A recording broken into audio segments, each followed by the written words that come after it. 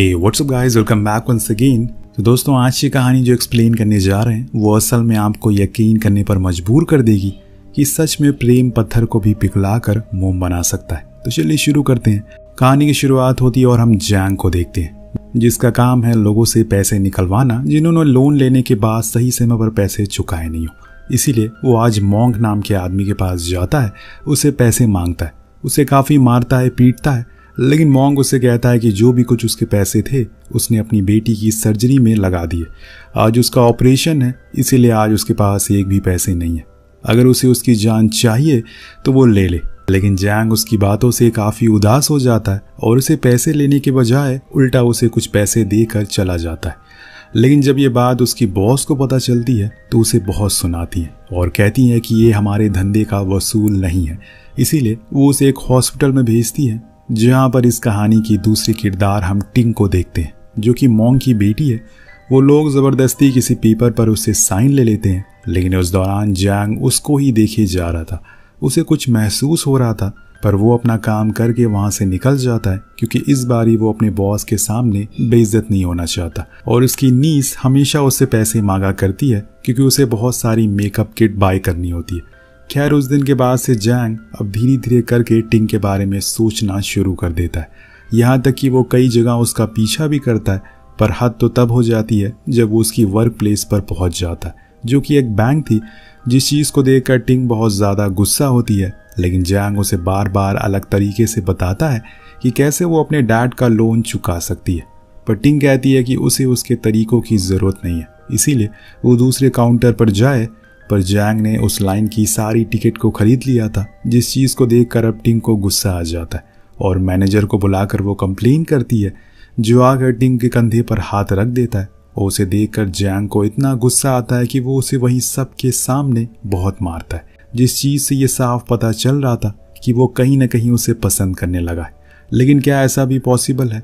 टिंग एक मामूली सी लड़की है, अच्छे घर से बिलोंग करती है, वहीं जैंग एक डेट कलेक्टर है, यानी कि वसूली करता है। इन सब से अब टिंग तंग आ चुकी है, परेशान हो चुकी है, और इसीलिए वो पुलिस के पास जाकर कंप्लेन करती है। लेकिन वो लोग पहले से जैंग को जानते हैं, इसीलिए उसके अगेंस्ट कोई भी कंप्लेन रजिस्टर नहीं करते, क्योंकि हर दूसरे दिन वो यहाँ पर आता रहता है। नेक्स्ट सीन में हम जैंग की नीस को देखते हैं, जो उसके पास अपना रिपोर्ट कार्ड साइन करवाने आई थी और इन दोनों की काफ़ी अच्छी बनती है। अब उसकी पेन को देखकर जैंग को एक आइडिया आता है। वो फौरन घर पहुंचता है, जहां वो अपनी नीस के कलर से एक चार्ट बनाता है, जिसमें वो खुद का चेहरा भी बनाता है। और फिर नेक्स्ट डे उसे लेकर टिंग से मिलता है, जिससे वो उस चार्ट को दिखाते हुए कहता है कि ये काफ़ी आसान तरीका है जिससे कि तुम अपने सारे पैसे रिपे कर सकती हो, लेकिन तुम्हें एक भी पैसे देने की ज़रूरत नहीं पड़ेगी। टिंग भी हैरान थी, इसीलिए वो पूछती है कि कैसे। तब वो उसे बताता है कि तुम जितनी बार भी मेरे साथ डेट पर जाओगी, इस चार्ट पर बने बॉक्सेस पर कलर करते रहना। जिस दिन ये सारे बॉक्सेस ख़त्म हो जाएंगे, तुम्हारा सारा लोन माफ़ हो जाएगा। उसका ये आइडिया सुनकर वो उसके ऊपर जूस फेंक कर वहाँ से चली जाती है और एक बार फिर जैंग को बेइज्जत होना पड़ता है। अगर टिंग की जगह कोई और होता तो कब का वो उसका खेल ख़त्म कर देता। अब वो उससे प्यार करता है, इसीलिए उसकी सारी हरकतों को माफ़ कर देता है। उधर हॉस्पिटल का बिल बढ़ता ही जा रहा है, जिस बारे में डॉक्टर उसे बताते हैं कि आपको जल्दी से इसे पे करना होगा, वरना हमें इन्हें आपको कहीं और शिफ्ट करना पड़ेगा। ये सुनकर वो हर जगह कांटेक्ट करती है, सभी को कॉल करती है, लेकिन कोई भी उसके बुरे समय पर उसका साथ नहीं दे रहा है। और इसीलिए अब उसके पास कोई और ना ऑप्शन होकर एक ही रास्ता बचता है, जो कि है जैंग के पास जाना। इसीलिए वो अगले दिन उसके पास जाकर बताती है कि वो उसके साथ डेट पर जाने के लिए तैयार है। उसे बस साथ में खाना ही तो खाना है, इसमें कौन सी बड़ी बात है। फिर क्या था, उसके बाद दोनों आए दिन मिला करते थे और तब जैंग उन बॉक्सेस पर टिक लगाया करता था, जैसे कि उन दोनों के बीच में फैसला हुआ था। जैंग उसके सामने एक अच्छा लड़का बनने की कोशिश करता है बार बार, लेकिन हर बारी वो इस काम में फेल हो जाता है। यहाँ तक कि उसने अपने हेयर कट भी चेंज करवा लिया था, अपना पहनावा भी बदल लिया था, पर अब भी कुछ खास फर्क नहीं पड़ा था। इनकी डेट ऐसी ही चलती रहती है। इसी बीच वो जैंग के डैड से मिलने के लिए हॉस्पिटल जाता है और उनकी काफ़ी अच्छी केयर करता है, जिसको देखकर टिंग को भी अच्छा लगता है, लेकिन वो कुछ कहती नहीं है। अगले दिन जब वो दोनों साथ होते हैं तो वो उस कार्ड के साइड में ऐसे ही टाइम पास करने के लिए खुद की भी ड्राइंग बना देती है, जिसको देखकर जैंग इतना ज़्यादा खुश हो जाता है कि वो पूरी रात उसी ड्राइंग को देखते देखते सुबह कर देता है। अब तो उसने उसके जॉब पर भी कुछ खाने पीने का सामान भेजता रहता है, नेक्स्ट सीन में हम जैंग के कुछ लोगों को देखते हैं जो एक दुकानदार से वसूली कर रहे हैं, पर उनके पास देने के पैसे नहीं थे, इसीलिए वो उसकी बीवी को उसी के सामने बहुत मारते हैं। पर जब ये चीज़ जैंग देखता है तो वो अपने ही लोगों को मारना शुरू कर देता है और कहता है कि तुम्हें इन्हें ऐसे हैंडल नहीं करना चाहिए, कुछ तो शर्म करो। और इसी बीच वहाँ पर टिंग आ जाती है, लेकिन वो कुछ और ही समझ लेती है। उसे लगता है कि जैंग उन दुकान वालों को मार रहा है, इसीलिए वहाँ से तुरंत वो भाग जाती है। दूसरी ओर जैंग अपनी बॉस से कहता है, आपने इन लोगों को क्यों भेजा? मैंने कहा था ना कि मैं जाकर पैसे ले आऊंगा। तो वो कहती हैं कि अगर मैं तुम्हारे भरोसे रहती तो कभी भी पैसे नहीं मिलते, जैसे तुम्हारी गर्लफ्रेंड के बाप से नहीं मिले। क्या तुम भूल गए कि जब तुम्हारे भाई की शॉप कर्ज में थी तो मैंने उसकी मदद की थी, तुम्हें काम पर रखा था ताकि तुम उसका लोन चुका सको।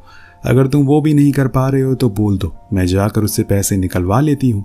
या हम जान पाते हैं कि जैंग एक तरह से कर्जे में डूबा है, तभी वो मजबूरी में ये काम कर रहा है। जैंग को बुरा लगता है, इसीलिए वो कहता है कि उसे जितना भी कुछ कहना है वो कह दे, लेकिन उसके परिवार के बारे में कुछ ना बोले।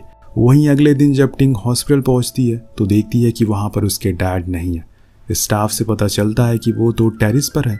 वो घबरा कर वहां पहुंचती है तो देखती है कि जैंग उन्हें लेकर बैठा हुआ है। पूछने पर पता चलता है कि उसने ऐसा इसलिए किया क्योंकि उसके डैड ने कई महीनों से सनलाइट नहीं ली थी, इसीलिए वो उन्हें यहाँ लेकर आए। अब ये चीज़ टिंग को पसंद नहीं आती, इसीलिए वो उसे ले जाने लगती है। उसे बहुत ही रूड वे में बात करती है, जिसको देखकर जैंग कहता है कि तुम्हें क्या हो गया? कल तो तुम बिल्कुल ठीक थी, लेकिन आज अचानक से क्या हुआ? पर अब वो कुछ जवाब नहीं देती। लेकिन तब जैंग अपने प्यार का इजहार करता और कहता है कि वो उसे प्यार करने लगा है। अगर उसे उसका हुलिया पसंद नहीं है तो वो उसके लिए सब कुछ बदल देगा। लेकिन एक बार वो उसे सही से बात तो करे, पर वो मुंह फेर कर वहां से चली जाती है, जिस चीज का जैंग की जिंदगी पर बहुत गहरा असर पड़ता है। वो बहुत ही ज्यादा ड्रिंक करने लगता है, अपने लोगों से मारपीट करता है, किसी को भी चलते फिरते मार दिया करता है। और ऐसे ही एक दिन जब टिंग उसे मिलने नहीं आती तो वो सीधा नशे की हालत में हॉस्पिटल पहुंच जाता है। पर वहां उसे पता चलता है कि उसके डैड अब गुजर चुके हैं, और ये चीज जैंग और टिंग दोनों को बदल कर रख देती है। उस दिन के बाद से टिंग बहुत ही डिप्रेस रहने लगी। हम उसे उसके डैड के फ्यूनरल पर देखते हैं, जहाँ पर फादर आकर उससे पूछते हैं कि और लोग कब आने वाले। तो वो कहती है कि अब कोई नहीं आएगा, बस मैं ही हूँ, बस मैं ही यहाँ पर अकेली हूँ। लेकिन तभी वहाँ पर जैंग अपने लोगों के साथ पहुँच जाता है और उसके इस दुख भरी घड़ी में हर मुमकिन कोशिश करता है कि वो किसी भी तरह से अकेला फील ना करे। वो उन सारे रिचुअल में उसका साथ देता है जिन्हें उसके और उसके फैमिली मेंबर को पूरा करना था। इसमें जैंग के दोस्त भी मौजूद होते हैं। और फिर जब सब कुछ समाप्त होने वाला होता है तो उस दौरान वहाँ पर वो शॉप ओनर आते हैं, जिन्हें देखकर टिंग को वो गलतफहमी हुई थी। वो उन्हें सच बताते हैं कि असल में जैंग बहुत ही अच्छा इंसान है, उसने तो उन्हें कुछ और टाइम दिया है ताकि वो हम पैसे लौटा सके। ये जानकर टिंग को बुरा लगता है कि उसने उसके लिए इतना सब कुछ बुरा सोचा, लेकिन असलियत में वो ऐसा नहीं है। जब सारे रिचुअल खत्म हो जाते हैं तो टिंग उसे थैंक यू भी कहती है। और इसके बाद एक दिन वो उसके लिए कुछ कैंडीज लेकर आता है, क्योंकि उसने देखा था कि लड़कियों को मनाने के लिए कैंडीज दी जाती है। ये चीज़ को देखकर टिंग भी हल्का सा मुस्कुराती है, क्योंकि उसे भी अब पता चल चुका है कि वो एक अच्छा इंसान है। इसीलिए वो दोपहर के 2 बजे टेरेस पर आने को बोलती है, जहाँ दोनों बड़ी लंबी लंबी बातें करते हैं। जिस बीच टैंग पूछती है आखिर उसमें उसे क्या पसंद आए, तो जवाब में कहता है कि उसे तो हर तरह से वो पसंद है, उसके अंदर वो सब कुछ है जो उसे अच्छा लगता। और ये सुनकर टिंग उसके चीक्स पर उसे किस करती है, जिससे वो फूले नहीं समाता। वेल, अब चीज़ें सेटल होने लगी है। जैंग ने टिंग के डैड की मौत के बाद उनका सारा पैसा पे कर दिया। तब वहाँ उन दोनों के बीच भी सब कुछ ठीक हो गया था। वो जहाँ भी जाता था टिंग को साथ में लेकर जाता था, और ऐसे ही एक दिन वो उसे सभी के सामने प्रपोज भी कर देता है, जिससे टिंग बहुत ज़्यादा खुश होती है। उसे हमेशा याद रखना चाहिए कि वो एक गैंगस्टर है, उसका बहुत ही बुरे लोगों के साथ उठना बैठना है। उसी रात टिंग बताती है कि उसका सपना है कि वो एक टी स्टोर खोले। उसके लिए उसने अपने डैड के इंश्योरेंस के पैसे भी इकट्ठा कर लिए हैं और खुद की कुछ सेविंग भी बचाई है, पर अभी कुछ पैसे कम पड़ रहे हैं। जिसे सुनकर जैंग कहता है कि कोई बात नहीं, मैं कुछ पैसों का बंदोबस्त करके तुम्हें बताता हूँ। जो सुनकर टिंग को काफी अच्छा लगता है, क्योंकि वो उसकी इतनी केयर करता है। अब कुछ दिन बाद उनकी 3rd मंथ एनिवर्सरी थी, जिसके लिए टिंग ने डिनर प्लान किया था, पर वहाँ जैंग आने में देर कर देता है, क्योंकि वो एक जगह पर वसूली कर रहा था जिसमें उसे काफ़ी चोट आती है। वो फिर भी उसी हालत में उसके पास पहुंचता है, लेकिन टिंग उसे ऐसे देखकर बहुत ज़्यादा घबरा जाती और कहती है कि हमें जितनी जल्दी हो सके हॉस्पिटल चलना चाहिए। पर जैंग उसे कुछ बताता है, और वो ये था कि उसने अब इस काम को छोड़ने का प्लान बना लिया है ताकि वो उसके लिए टी स्टोर पर उसके साथ काम कर सके। इस काम में काफ़ी खतरा है, यही बात वो अपने बॉस को भी बताता है और कहता है कि वो इस काम को नहीं करेगा। तो वो कहती है कि तू सब कुछ उस लड़की के लिए कर रहा है, देखना एक दिन तू बहुत पछताएगा। पर जैंग को कोई फर्क नहीं पड़ता। उस दिन के बाद से दोनों ही शॉप के लिए जगह ढूंढना शुरू कर देते हैं, लेकिन उनके रेट बहुत ज़्यादा थे, उतने पैसे दोनों के पास नहीं थे। इसीलिए पूरी रात सोचने के बाद वो फैसला करता है कि वो अपनी बॉस से कुछ पैसे उधार लेगा। लेकिन वहाँ जाने पर वो उसे बताती है कि कल हम लोग कसीनो जा रहे हैं, अपने पैसे लेकर आ जाना, तुम्हें कुछ एक्स्ट्रा पैसे मिल जाएंगे। वो मान जाता और फिर घर आकर टिंग को एक स्पेस का वाउचर दिखाता है जो उसने शॉप के लिए सेलेक्ट किया था। पर वो पूछती है कि इतने पैसे कहाँ हैं हमारे पास। तब जैंग झूठ कहता है कि उसकी कंपनी रिटायरमेंट फंड दे रही है, जो कल मिलते ही वो उस जगह को खरीद लेंगे और फिर सब कुछ सेटल हो जाने के बाद वो शादी कर लेंगे। फिर मैं तुम्हारे साथ तुम्हारे डैड के ग्रेव पर जाऊंगा और इन्हें दिखाऊंगा कि देखिए आपकी बेटी आपके जाने के बाद अकेली नहीं है। ये सुनकर टिंग काफ़ी इमोशनल हो जाती है और दोनों गले लगाकर सो जाते हैं। सुबह जैंग अपने सारे पैसे लेकर बॉस की बताई हुई जगह पर पहुंच जाता है। वहां पर गैर कानूनी तरीके से जुआ खेला जा रहा था। वो अपना सारा पैसा अपने बॉस को दे देता है, जिसमें उसे अच्छा खासा मुनाफा भी हो रहा था। लेकिन फिर न जाने कहां से वहां पर कुछ गुंडे आ जाते हैं जो सभी को मारना शुरू कर देते हैं और उनके सारे पैसे लूट कर भी ले जाते हैं। इसी बीच उसकी बॉस भी भाग जाती है, लेकिन जैंग को वो लोग बहुत मारते हैं। जैंग में उनमें से कुछ को काफ़ी मारता है और जब वो एक का चेहरा उठाकर देखता है तो उसे पता चलता है कि ये इंसान तो उसी के साथ काम करता है, यानी कि ये सब उसकी बॉस का काम है। उधर टिंग रियल एस्टेट ऑफिस में सुबह से बैठी बैठी परेशान हो रही थी और जब जैंग वहां आता है तो वो बाहर आ जाती है तो वो देखती है कि वो बहुत बुरी हालत में बैठा हुआ है। वो उससे पूछती है कि क्या हुआ, उसे अपनी ऐसी हालत क्यों कर ली। तो जैंग कहता है कि सब कुछ चला गया, उसके डैड के पैसे, उसकी खुद की सेविंग, मेरे पैसे, सब कुछ वो लेकर भाग गए। ये सुनकर टिंग हैरान होकर पूछती है कि तुम आखिर गए कहाँ थे उन पैसों को लेकर। तो वो बताता है कि वो जुआ खेलने गया था। इतना सब कुछ होने के बाद भी टिंग उसे घर चलने को कहती है, पर जैंग उस पर भी भड़क जाता है और कहता है कि मैं ऐसा ही हूँ, क्या तुम अभी भी इस रिलेशन को रखना चाहती हो? तुम्हें भूलना नहीं चाहिए कि तुम्हारे डैड का लोन अभी भी आधा दिया है। क्या मेरे साथ इसलिए रह रही हो ताकि वो पूरा पे कर सको? जैंग इस समय बहुत ही ज़्यादा गुस्से में है, इसीलिए उसे कुछ समझ नहीं आ रहा है कि वो क्या क्या बोले जा रहा है। पर यह सुनकर टिंग बहुत ही ज़्यादा गुस्से में आ जाती है और उसे एक थप्पड़ जड़ देती है और कहती है कि अच्छा, मतलब तुम मुझसे प्यार नहीं करते, ये सब एक नाटक था। और फिर वहाँ से रोते हुए अपने घर की ओर चली जाती है। उसके डैड के जाने के बाद आज एक बार फिर से वो एकदम अकेली हो गई है। इस बात का बुरा जैंग को भी लगता है, इसीलिए वो भी उसे जाते हुए देखकर बहुत रोता है कि तभी वहाँ पर पुलिस वाले आ जाते हैं जो उसे ऐसी हालत में देखकर पूछते हैं कि क्या उसने ड्रिंक करी है।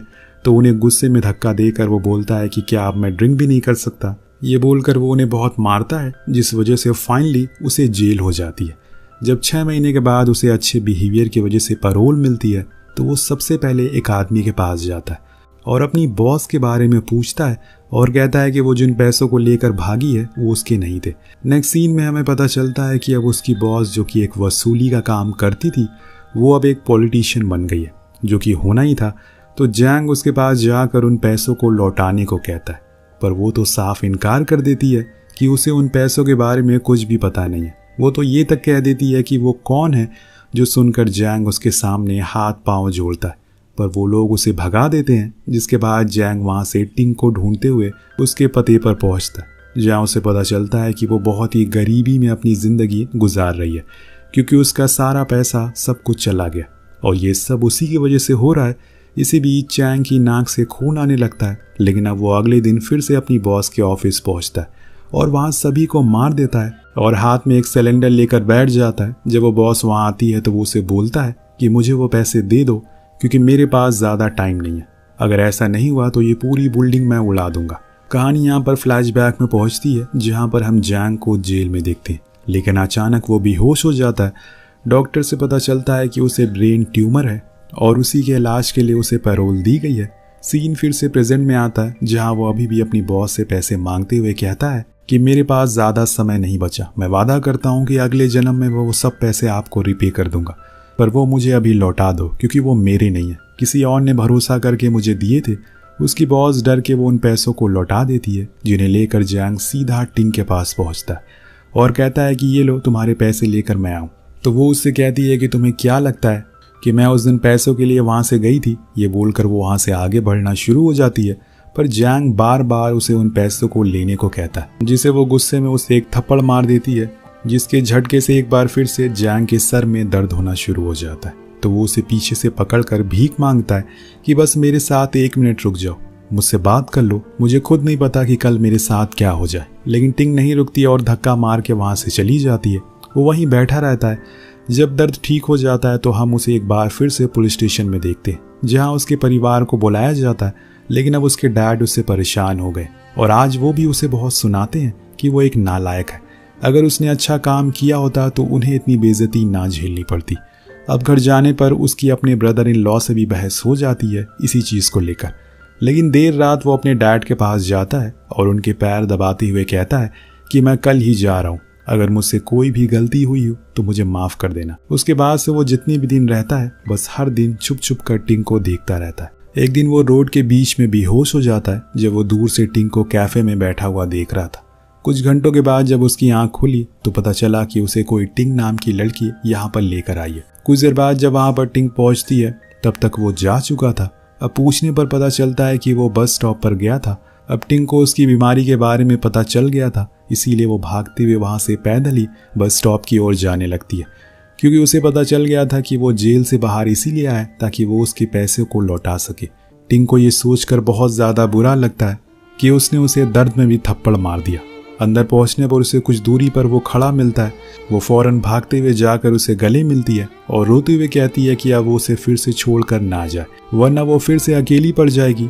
अब उस दिन के बाद से टिंग उसका ख्याल रखना शुरू कर देती है, हमेशा उसके लिए अच्छा खाना बनाती है, उसके साथ समय बिताती है। उसने उन्हीं पैसों से उसकी सर्जरी भी करवा दी, जिससे रिकवर होने में काफ़ी कम चांस होते हैं। लेकिन उसका कहना है कि उम्मीद पर दुनिया कायम है। सर्जरी के बाद चैंग बहुत ही ज़्यादा कमज़ोर हो गया था, पर फिर भी टिंग उसके साथ, तो उसे टेरेस पर लेकर जाती है, उसके साथ बुक पढ़ती है। लेकिन एक दिन दोस्तों, कुछ ही पल में सब कुछ खत्म हो जाता है। इंसान की जान और वक्त में कुछ ही पल का फासला होता है, दोनों ही कब खत्म हो जाए पता नहीं चलता। टिंग ने अपनी आधी दुनिया आज खो दी। जैंग अब इस दुनिया में नहीं रहा, लेकिन इसका सबसे ज़्यादा असर हुआ जैंग के फादर पर। वो इस हादसे से इतना ज़्यादा प्रभावित हुए कि उनकी मेमोरी लॉस हो गई। उसका फ्यूनरल होता है जहाँ वो सभी लोग आते हैं जिसकी जैंग ने कभी न कभी मदद की थी। जैंग ने मजबूरी में गलत काम किया, लेकिन वो इंसान अच्छा था। शायद तभी आज उसे इतने लोग अलविदा कहने के लिए आए। सभी की आंखों में आंसू हैं कि एक हंसमुख लड़का उन्हें छोड़कर चला गया। इसीलिए जब कुछ सालों बाद टिंग उसके डैड को नए ईयर के लिए लेकर जा रही होती है तो उन्हें याद ही नहीं होता कि जैंग मर चुका है। वो बार बार पूछते हैं कि वो कब आएगा, जिसका जवाब टिंग के पास नहीं था। वो बस यही कहती है कि वो जल्दी ही वापस आ जाएगा। अब आखिरी दृश्य में हम देखते हैं कि टिंग ने अपनी ऑफिस टेबल पर वही चार्ट रखा हुआ है जो उसे जैंग ने पहली डेट पर दिया, जिसके बॉक्सेस कभी पूरे फिल हुए ही नहीं क्योंकि वो इतना कभी मिल ही नहीं सके। यहाँ टिंग ने सभी गलतियों को ठीक करने की कोशिश करी, लेकिन जब तक सब कुछ सही हुआ जैंग के पास वक्त खत्म हो गया। वेल, आपको ये कहानी कैसी लगी नीचे कमेंट करके जरूर बताएगा। मिलते हैं अगली वीडियो में। Thank you so much watching. Peace out.